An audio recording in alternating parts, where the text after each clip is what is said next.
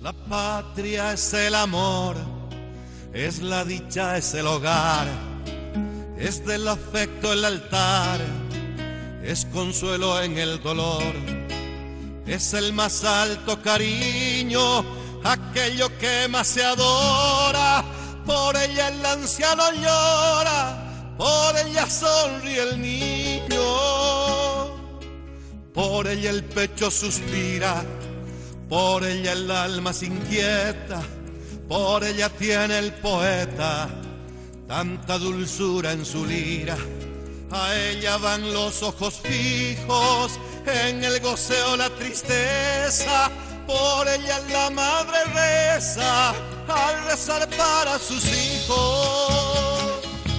La patria es el torrente, es el mar, es arroyo, es laguna, es nuestro sepulcro y cuna, nuestra madre y nuestro hogar. La patria es la palmera gigante, es el musgo de la grieta, es la azulada violeta, es la azucena fragante. La patria es el sol que nos alumbra, el aire que nos refresca, es la cabaña grotesca y el alcázar que deslumbra. Buenas noches, queridos amigos. Empezamos el año 2010 con un invitado especial, un abogado, comunicador, profesor de la Universidad Autónoma Gabriel R. Moreno, el doctor Juan Francisco Flores, que además de tener mucha experiencia en la parte de comunicación, hoy tiene experiencia en la parte docente y también tiene mucha experiencia en la parte del derecho. Y es sobre ello que vamos a hablar. Primero le damos la bienvenida. Bienvenido, Juan Francisco. Gracias, Oscar, que sea un buen año. Y como dijiste al comienzo, que no nos corran con la vaina del sable. Decía un escritor francés, c'était un bon année, je crois, quería decir, yo creo que este va a ser un buen año. Ajá. Porque los años que se presagian malos son generalmente buenos y los que se presagian buenos son generalmente malos. Yeah. Entonces parece que este va a ser un buen año. Yo quisiera empezar una conversación con vos, tocando el tema de lo que es el tablero político y cómo los tableros políticos van dando movimientos a veces inesperados y empiezan a generar expectativas en unos, críticas en otros y diferentes perspectivas para la gente común y el futuro también. Y mucha sorpresa. Pero es que, primero, estamos viviendo momentos muy especiales en el país, número uno. Es decir, estamos viviendo un tramo político totalmente atípico. Alguna vez hablamos de este término, una circunstancia política típica, un gobierno atípico, forma de conducción no típica, también atípica, es decir, nada de lo clásico, nada de lo que siempre conocemos. Por eso es que se pataleó tanto queriéndole contestar a la clásica cuando esto iba en otra forma. Bien, el escenario que se presenta actualmente es también uno muy dinámico. Al ser dinámico, muy cambiante. Al ser cambiante, muy impensado, con sorpresas, con expectativas, con decepciones, ¿no es cierto?, para los actores y mucha expectativa para el resto de la comunidad. Y otra vez, nada clásico, nada típico. De esto muy poco se sabe, salvo lo que se haya leído en historias parecidas, ¿no es cierto?, en otros países. Pero para nosotros esto es novedoso. Número uno. Número dos, los actores también que están protagonizando los momentos políticos bolivianos también son novedosos. No solamente por su aparición en primera plana reciente, hablemosle de un lustro, 2 lustros, sino además por la forma de conducción, la forma de hacer las cosas. Pero lo que no es novedoso ni es atípico es lo que típicamente se ha dado de manera cíclica en otras partes del mundo, estos mismos fenómenos. Los ribetes populistas, las pretensiones totalitarias, una democracia formal no material, un ejercicio del voto una tendencia exagerada al referéndum mientras se controlen los mecanismos del referéndum y mientras se controlen la filiación, la identificación, el empadronamiento, las estructuras electorales y mientras se controlen los principales núcleos electorales vía mecanismos cuales y policíacos como son las militancias sindicales, como son las milicias de las poblaciones gregarias y como son los sindicatos muy cerrados, llámense cocaleros, llámense los sin tierra, los sin madre, los sin padre. Esa forma de organizarse le permite al gobierno de turno, al poder, hacer los ejercicios que quiera hacer, porque en este caso, este tipo de democracia formalizada mediante el voto, se convierte apenas en un mecanismo de legitimación, pero tiene mucho vacío, está vacía de contenido democrático, está de principios generales del derecho, de principios de derechos humanos, de respeto a muchas cosas. Entonces está la formalidad, está el mecanismo, pero está manipulado. También eso no es muy típico, digamos, hacerlo. Cuesta. Esto ha sido construido, lo percibíamos hace tiempo, se lo ha ido construyendo, se ha ido descabezando instituciones, se ha ido creando instituciones paralelas, se las ha ido infiltrando y este año es un año ya de instalación de instituciones afines al régimen en todas las áreas y lo va a hacer de manera legal. Se trata en consecuencia el menú de los próximos 6 meses, más allá de las elecciones de alcalde, gobernadores, concejales y consejeros, está la aprobación de las leyes. Ese es el detalle fundamental para este país. Voy a jugar un poco con lo que es lo nacional versus lo departamental. Hace un tiempo atrás, el 80% de la población paceña, potosina y ororeña votó por el no a las autonomías, sin saber qué eran, para qué eran, cómo servían, si servían o no servían. Porque alguien les dijo que voten no. Alguien no. El gobierno.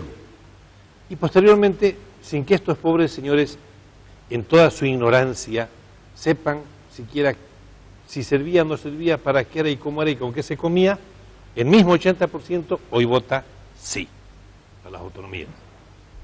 Eso no quiere decir que sepan hoy qué es autonomía y que estén de acuerdo o no estén de acuerdo. Lo que se puede mostrar claramente es una ignorancia total, pero una obsecuencia y una consecuencia total también. Esa perspectiva se dará también en lo departamental, decir, este es el alcalde, este es el gobernador, voten por él, y ciegamente se votará como se ha votado a nivel nacional. No, son fenómenos bien diferenciados. Pero antes, para hablar de por qué un 80% no y un 80% después sí en regiones no cambiantes, ahí cae un paradigma aparentemente democrático, y es que Vox Populi es Vox Dei. Es mentira. Es mentira que la voz del pueblo es la voz de Dios. La voz del pueblo es la voz de los que maniquean al pueblo, de los que hablan en nombre de él, de los que le dan consigna, de los que se apropian de las necesidades, le construyen necesidades a la comunidad, se crean la tarima sobre esa comunidad, se disfrazan de aguayo, de chulo, de sombrero o de pluma o se ponen taparrabo, y ese tipo de activistas que se le pueden llamar caciques, caudillos, líderes, que vos querrás, no son ni pueblo ni son Dios. Son individuos que aprovechando circunstancias han podido hacer una lectura rápida y pragmática y han podido acomodarse.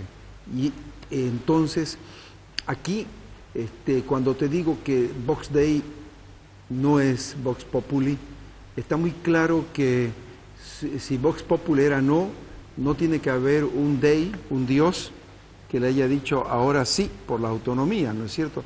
Ha sido un grupo de personas que han articulado, en primer lugar, una consigna negativa, no a las autonomías, pero era porque significaba una posición emergente desde el oriente boliviano y que visto desde el altiplano, para cosecha electoral, porque no es realidad, porque Óscar Cortés Uceda, usted sabe perfectamente que en Santa Cruz hace años se recrea viviente la misma y viviente la Bolivia que se pregona ahora en discurso. Todos estamos mezclados. Todos vivimos y trabajamos y dormimos y procreamos entre Colla y Camba, pero hace tiempo.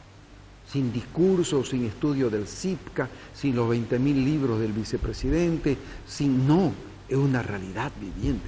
Se para uno en una calle, en una esquina, y vos ve las familias, ve nuestros alumnos de la Universidad René Moreno, ve esos rostros, Cambacolla, pero esos pelados han nacido, son pelados de 20 años, 25, nuestros alumnos.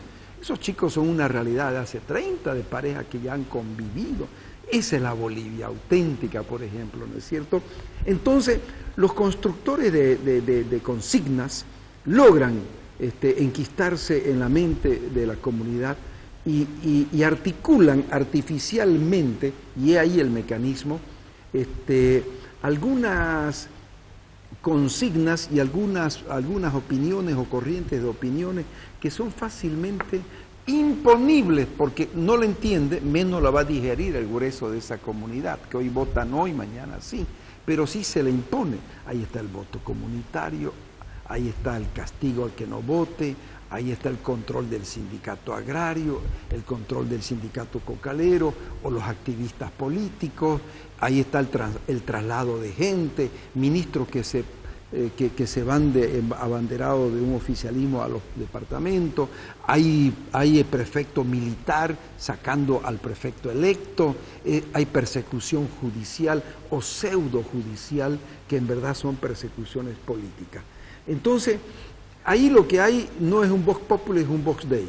Hay una preparación ordenada, hay un mecanismo orgánico, hay una experiencia traída desde el extranjero, hay asesoría bien fundamentada. Dije hace meses en tu programa que este es un gobierno esencialmente mediático. Se trabaja y se hace con una capacidad de reacción rápido, la publicidad, los mensajes. Y con una dosis interesantísima en política, el cinismo. Ahora acá practican un llamativo neocinismo. No tenés ningún problema en decir no a la autonomía y al cabo de unos meses ponerte el sombrero, la franja verde y blanco y decir soy autonomista, el mismo que decía no autonomía. Y llegando incluso en dos elementos. Una vez apropiarse del discurso autonomista y otra vez confundir cuando menos, bueno, es o no es. Este tipo de cosas, entonces quiero decir, ese viejo paradigma de Vox Populi, Vox Dei no es tal. Todo es una construcción ordenada, orgánica, por intereses, ¿no es cierto?, consabidos. Muy bien. ¿Qué es la autonomía en el fondo? No es más que la profundización de la democracia. La autonomía no es un parto entre el Totaí, entre la Palmera, el Bibosi y el Motacú, ni entre el río Piraí y el río Grande.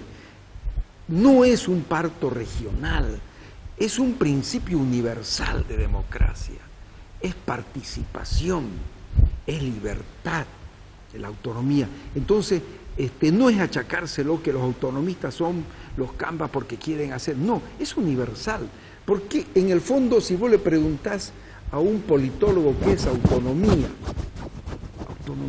Óscar, es la distribución del poder. En el fondo, para sintetizar, es repartir el poder en determinadas regiones geográficas, con determinadas tareas llamadas competencia, determinados fondos llamados recursos, ¿no es cierto?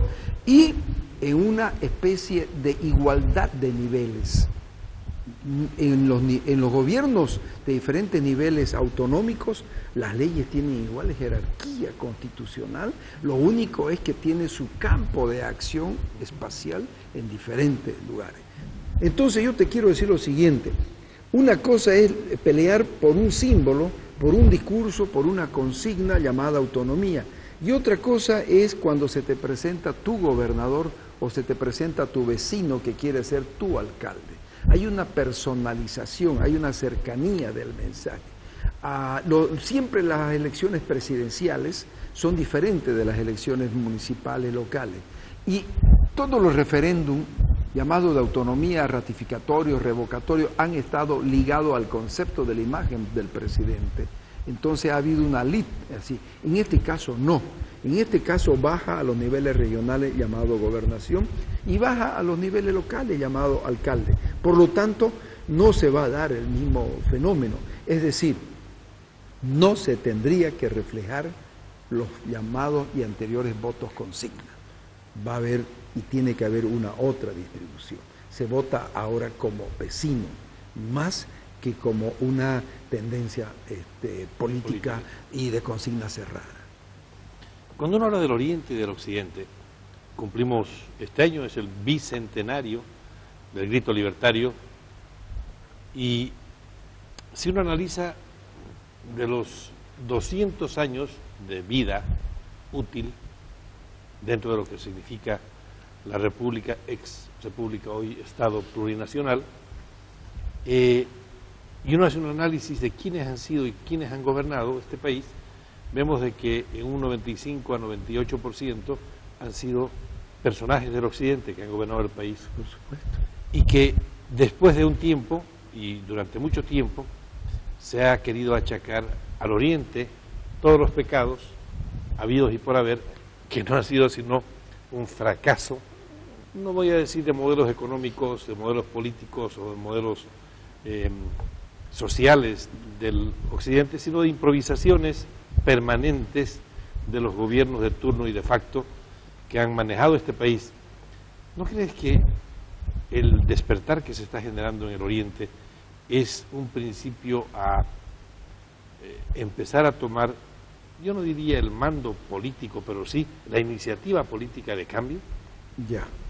En primer lugar estamos hablando de un estado llamado Bolivia, 1825, un parto inconcluso, cuasi abortivo, pero que finalmente fue funcionando como tal y que en verdad, más allá de las heroicidades de los guerrilleros, más allá de las gestas heroicas y poéticas de muchas cosas y de mucha gente con buenas intenciones, en el fondo fue un traspaso administrativo entre los españoles españolísimos y sus mal mirados criollos y mestizos de aquel entonces, ¿no es cierto?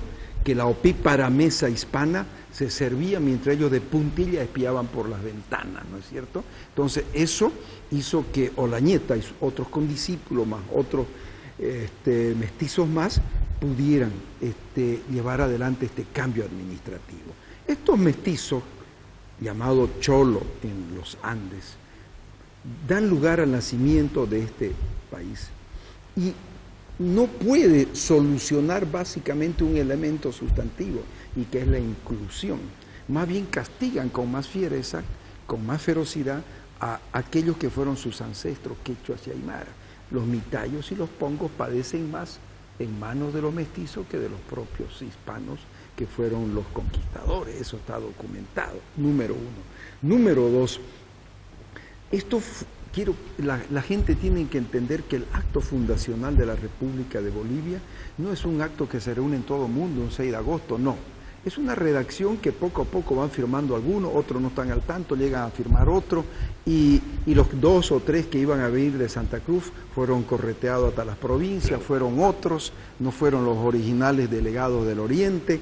La gente tiene que entender cómo nace la República, ¿no es cierto?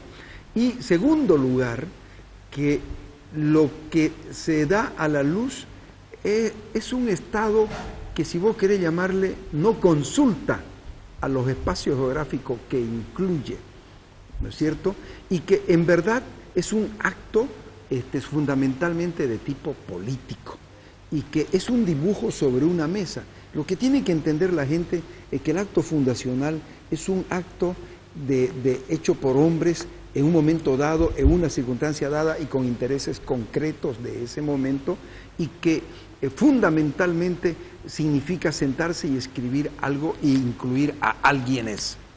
A alguienes que hasta los últimos años del año 1800 y tanto, en la parte de la hoy llamada Media Luna, Amazonia, Oriente y un poco de la cuenca rioplatense, pueblos salvajes del este. Se leen en los archivos de los mapas del Estado boliviano, mapas oficiales, pueblos salvajes del oriente. Nosotros éramos, y allá metido como un enquiste, como un parto de rioplatense Santa Cruz de la Sierra, con un brazo allí y arañando la Amazonia para agarrarse también a través del Beni y otras regiones amazónicas. Entonces, si vos lo entendés así, eso para mí más que nada fue una gesta administrativa económica, ¿no es cierto? Ahora, ¿cómo logran esta gente llevar adelante? Sencillo, siguieron con la política expoliativa, la política exportadora, netamente extractiva. ¿Dónde estaba el plus? En la mano de obra, en la servidumbre, la esclavitud, llamado pongueaje, imita, ¿no es cierto? El imperio socialista, los incas eran más inteligentes, iban rotando a los esclavos aymaras y quechuas y los iba, cierto, a tiempo le daban un cupo para que, no, acá le daban hasta que la persona a sus 23 o 33 años no podía salir más del socavón. Estamos hablando de la época de los mestizos. Y coca para que puedan comer y trabajar sin dormir. Ese es otro tema interesantísimo, que hay que desmistificar el tema de la coca, ¿no es cierto? Yo no conozco a ninguna deidad o una divinidad que esté con su bollo de coca o aculicando acá, ¿no es cierto? La coca tiene sus poderes, y sus poderes, estamos hablando de droga, y por lo tanto, obvio, ellos lo masticaban para no sentir, ¿no es cierto? Ni hambre, el cansancio, el hambre, ¿no es cierto? Y toda la fatiga. Eso en el fondo, ¿no es cierto? Para terminar esta partecita, sí, yo te quería decir que no se lograron ni solucionar el tema de la inclusión, se la empeoró. Segundo, no se pensó en absoluto en el país, sino que se siguió extrayendo riqueza y expoliando riqueza. Tanto es así que todos los ferrocarriles siempre apuntan de manera extractiva para sacar. Oiga, cáigase de espalda a la comunidad si no sabe que Santa Cruz tuvo que hacer gestas heroicas y gestos tremendos que fueron acusados de divisionismo por pedir ferrocarril, al punto de decir ferrocarril o nada en algún momento. ¿Y qué era eso? Era un grito desesperado del oriente boliviano por poder incorporarse a Bolivia. No ha habido región de Bolivia más empecinada en pertenecer a Bolivia que el oriente boliviano, de uno u otro modo. Pedía ferrocarril hasta Cochabamba, pedía carretera, pedía de uno u otro modo. Ni para qué le voy a hablar del tema de que no solamente no aparecemos en el mapa boliviano, sino no aparecemos tampoco, no aparecíamos en las estampitas turísticas, en el escudo nacional, en las monedas, ¿no es cierto? O sea, pero no para ahí. Este individuo, ¿no?, que soy hijo de cruceño con mojeña, con veniana, yo aprendí a hablar, a leer en primeras luces y alma de niño, y a mí me enseñaron de que yo era hijo de Mancocapa y Mamaollo. A mí me estafaron, a mí se me engañó, a mí se me invisibilizó, se me quitó mi identidad, que mis ancestros habían nacido en el centro del lago Titicaca, y yo soy hombre de las llanuras, ¿me entiendes? No puedo ni respirar si voy al Titicaca, por decirle por la altura. Te estoy queriendo significar el desorden, cómo se vino desarrollando este Estado. Es ese cúmulo de cosas que después eclosiona en varias etapas, no solamente esta, no solamente, hubieron varios intentos, revestido a veces de algunas revueltas regionales, sobre todo en Santa Cruz, otras de supuestas guerras federales como la de La Paz, otras posteriormente posbélicas como la guerra del Chaco, donde hay una recreación que finalmente finaliza con el 52, que es una de las más grandes inflexiones que tiene este país. Al final te concluyo, Óscar, que estamos ante un Estado que hoy por hoy, así casi de manera estentoria, ahora de manera ya más racional, estamos tratando de ordenarnos y rodearnos. Pero no hay por dónde los ocultos, los invisibles, los desamparados, podamos ser causantes del dolor de los altiplánicos, de los collas, sean estos quechuas, aymaras, porque estábamos totalmente ajenos y extraños y desconectados inclusivamente, e invisibilizados, incluso hasta en los textos de lectura, ¿no es cierto? O sea que esta pelea, Oriente-Occidente, que se ha querido revivir a partir de la presidencia de don Carlos Mesa, todo lo que ha hecho es querer buscar un chivo expiatorio, una cabeza de turco y un culpable para decir ellos son los culpables de todo, porque incluso en algún momento el actual presidente lo dijo. Claro, pero digamos, entiendo lo de Carlos Mesa como la lectura de nosotros hacia el gobierno de Carlos Mesa, pues que haya hecho algunas cosas buenas, pero es que para el gusto de Santa Cruz es demasiado andinocentrista, digamos, por no decir que no quiera Santa Cruz, porque ya él dice que lo quiere, está bien, dejémonos querer, digamos, ¿no es cierto? Pero para nosotros es demasiado paseño, andinocentrista, digamos, ¿no es cierto? Y también está bien, digamos, ¿no es cierto? Lo que sí es cierto es que no es posible, esa faceta de Carlos Mesa es bien diferenciada a la de Evo Morales.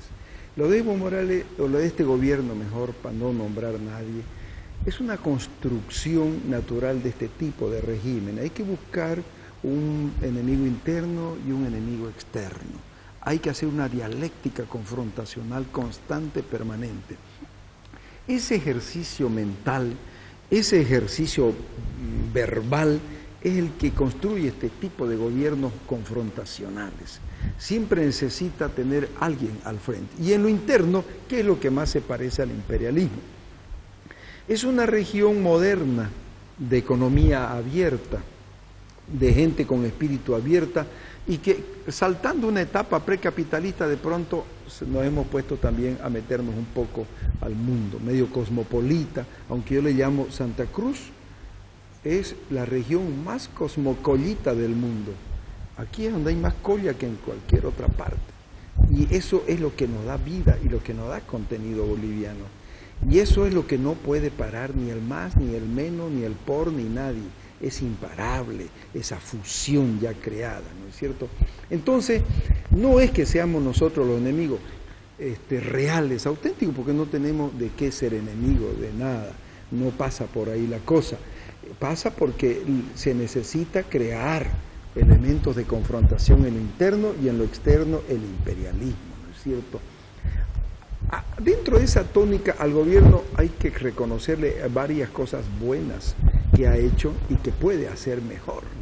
Lo que ha venido empañando son dos cosas básicas: el constante discurso agresivo hacia una región del país que nada le hizo, y el sometimiento servil, ¿no es cierto?, o genuflexo frente a un otro gobernante que nos humilla a nosotros como bolivianos.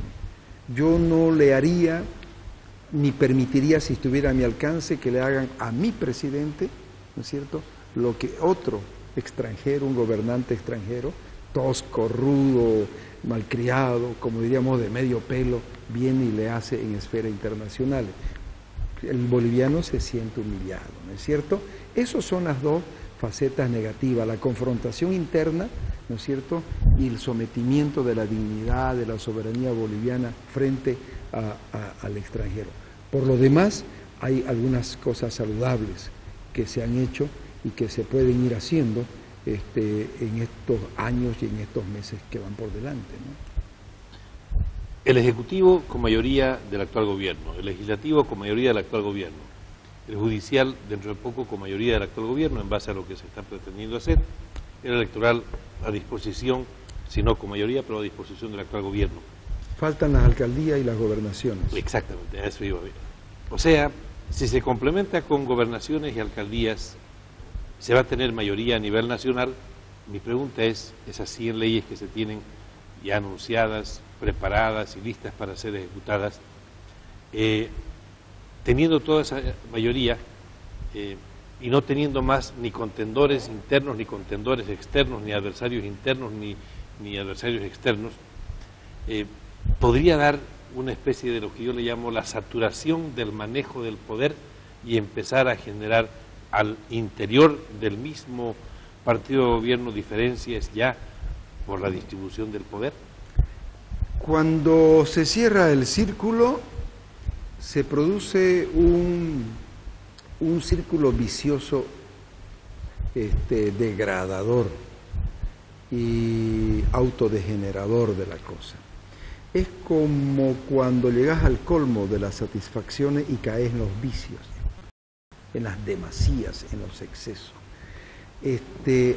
Todo gobierno inteligente debiera construir con saludable equidistancia de su poder central un mecanismo de control y de fiscalización.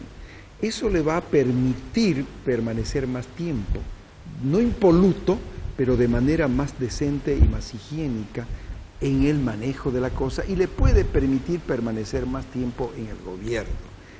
Se podría pensar de manera higiénica así, puede que no. ¿Por qué? Porque las tendencias totalitarias, que es lo que acaba de decir, totalmente todos los 4 órganos de poder en una sola mano, eso de por sí ya es peligroso.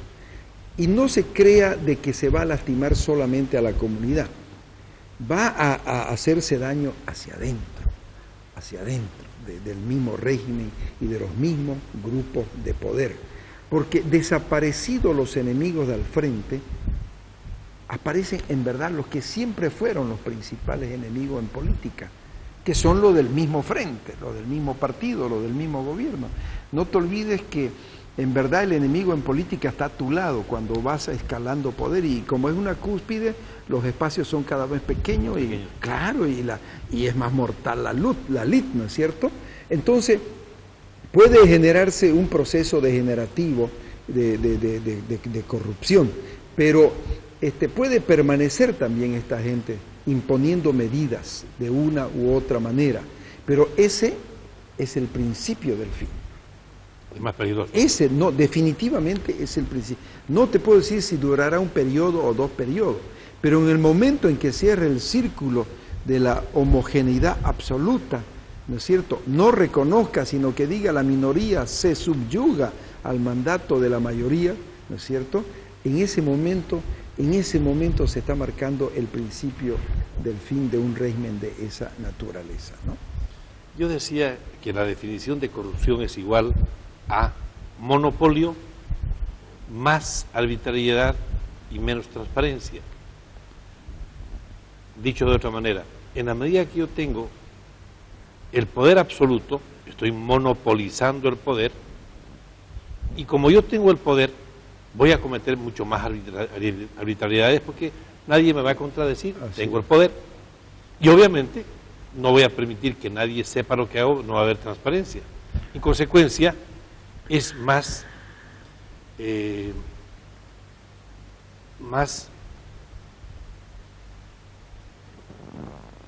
posible o pasible de corrupción un gobierno de ese tipo, monopólico, con más arbitrariedad y menos transparencia. Por tanto, el ejercicio de lo que son alcaldías y prefecturas debería permitirle un equilibrio a nivel nacional, si es que no gana en todos los departamentos, o puede darse lo que se dio ya anteriormente, la pelea regional contra un gobierno central. Ya, el escenario político boliviano plantea la necesidad de emergencia de líderes locales y de líderes regionales, también de instrumentos regionales y de partidos regionales. Y la verdadera lucha en los próximos años se va a dar en las regiones, hasta no emerja una fuerza y un liderazgo capaz de dirimir con el actual gobernante una contienda electoral a nivel nacional. Ese es un elemento. 2, hay una abierta contradicción entre el discurso autonomista de este gobierno con la forma de actuar y con la tendencia de este tipo de gobierno.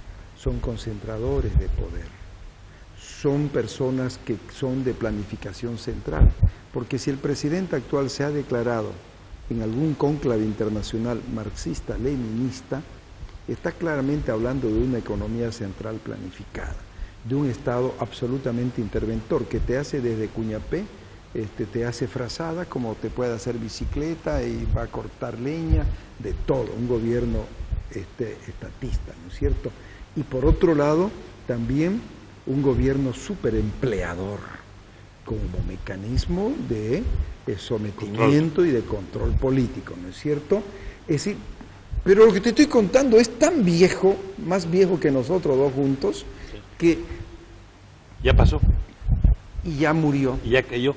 Y volvió a caer en otro lado. Y hombre, lo estamos haciendo nosotros.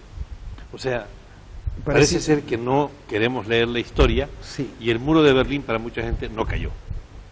Porque estos rescoldos populistas se tienen que hacerse un revenido, un rebozado de cierta ideología, y no han encontrado mejor cosa que una beta socialista, que le pueden llamar siglo XXI, pero el otro se declara marxista-leninista, ¿no es cierto? Entonces, pero en el fondo son gobiernos populistas, y los gobiernos populistas tienen características sencillas, aparte que son caudillescos, son militaristas por esencia, claro, porque la infiltran. A marchar. Permanentemente son fuerzas necesarias. Ahora, lo que está viviendo el país, Oscar, te varío rápidamente la conversación, sí. Es una etapa sumamente importante, y yo quiero que públicamente decir de que me parece muy bien, muy útil que la mayor cantidad de gente participe en política. ¿Y sabes qué? Que todo el mundo participe también y se entra al MAS. El MAS nace como un instrumento estrictamente andino de sectores que son aparentemente marginados o marginales, algunos como los cocaleros, marginales por su actividad, ¿no es cierto?, sospechosa, cuasi legal, y marginados muchos otros por vivir en el campo, por ser de descendencia indígena, es decir, hay dos calidades, pero se juntan todos ellos. Ese instrumento tiene una visión andina, centrista. Es muy bueno que orientales entren, trabajen, participen. No importa, no hay que estigmatizar al hombre o la mujer que participa de cualquier partido político. El drama es que no participar. Hoy se entiende de que hay que participar. Está bien que haya 2, 3, 4 contiendas, ¿me entiendes? Está bien que gente, mujeres y hombres conocidos nuestros, cambas que nos vemos en la misma calle, de pronto aparezcan con un régimen que no trata bien a Santa Cruz. No importa, mañana lo va a tratar mejor, porque su presencia tiene que influir. Hay mucha esperanza en gente que es sensible y bien leída, o que tiene mucha vida, mucha calle, y que van a estar participando. ¿Por qué? O los tenés a ellos, o los preferís tener a los que levantan mano, 2, 3, de un pequeño entorno presidencial que se maneja a consigna. Todos estos grupos humanos que han entrado en el Oriente y en el Occidente, y que pertenecen a lo que se llama la clase media intelectual, profesional, empresarial, no son fácilmente arrebañables.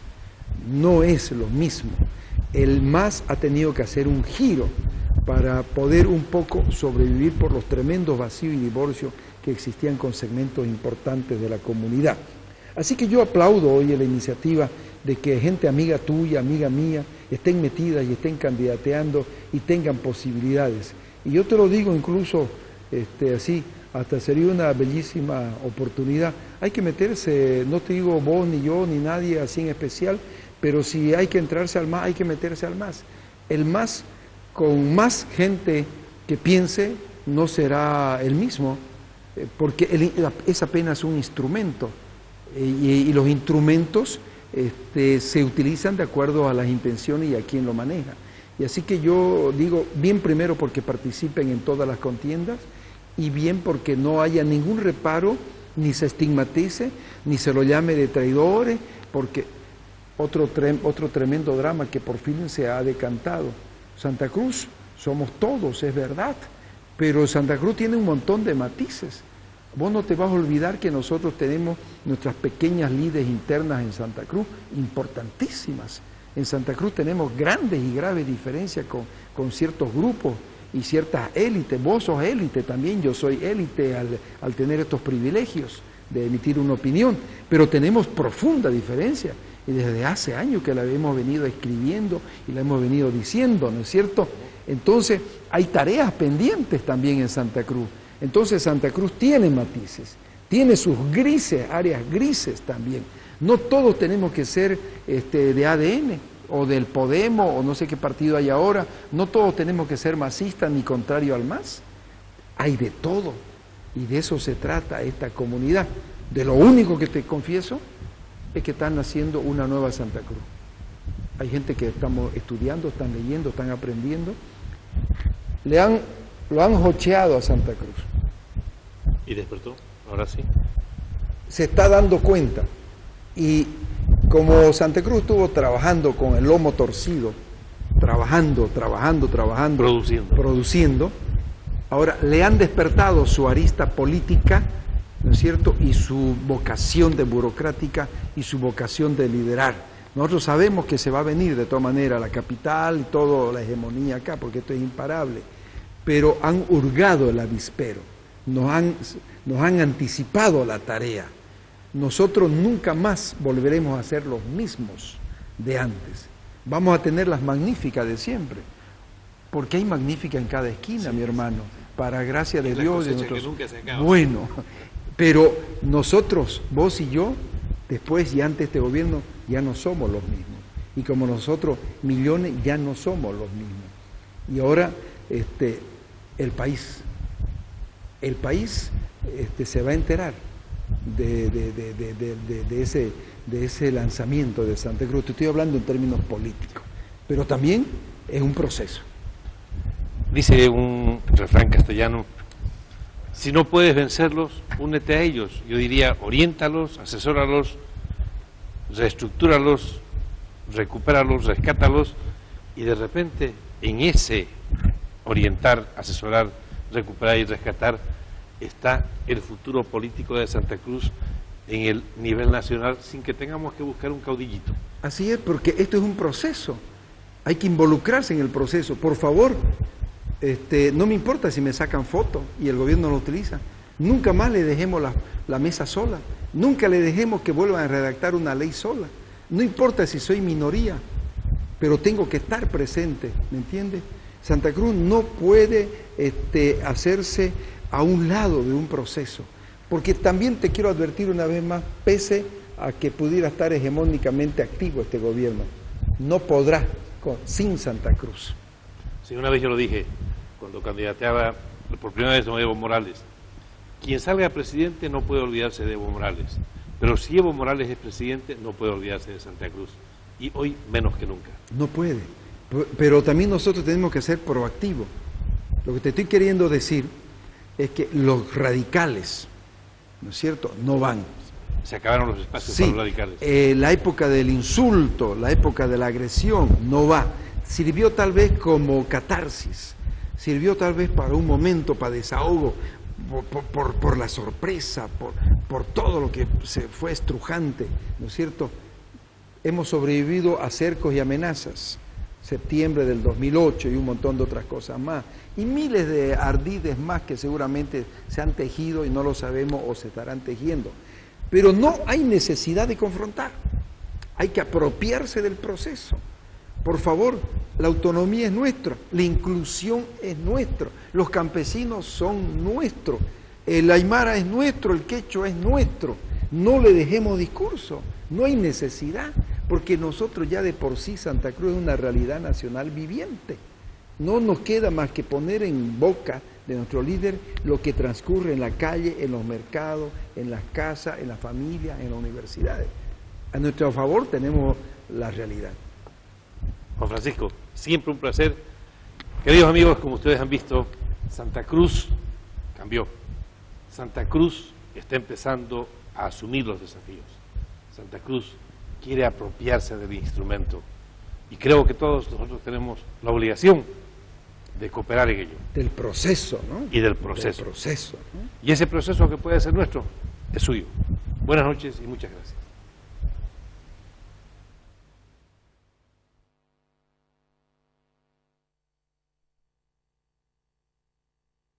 Inevitable es amarte, imposible es ignorarte. En el campo canta el arado y la industria en la ciudad. Y así todos sincronizados forjamos prosperidad. Además nunca olvidamos los consejos de mamá, que no hay que pelear entre hermanos, porque eso es fiesta para los gusanos. y que las huchas están atentas esperando la osamenta. Que es mejor darse la mano, así todo es más liviano. Que es ley de todo cruceño el respeto y la hospitalidad. Porque mi pueblo sereno y tranquilo como las gotas del rocío, alegre y cantor como el agua de los ríos. Porque mi pueblo está en lucha contra toda adversidad, contra el hambre y la miseria, contra la maleza que intenta avanzar y no podrá. Agradeciéndole a Dios por todo lo que me dio, levanto mi guitarra y canto a esta tierra valerosa. Por las mujeres hermosas que inspiran nuestro mañana y embellecen nuestros días. Por los hombres emprendedores, forjadores de un nuevo amanecer, sembradores de amistad. Por el futuro de nuestros hijos, que viva la libertad. Libertad en la diversidad, libertad en la unidad, libertad, pero siempre libertad.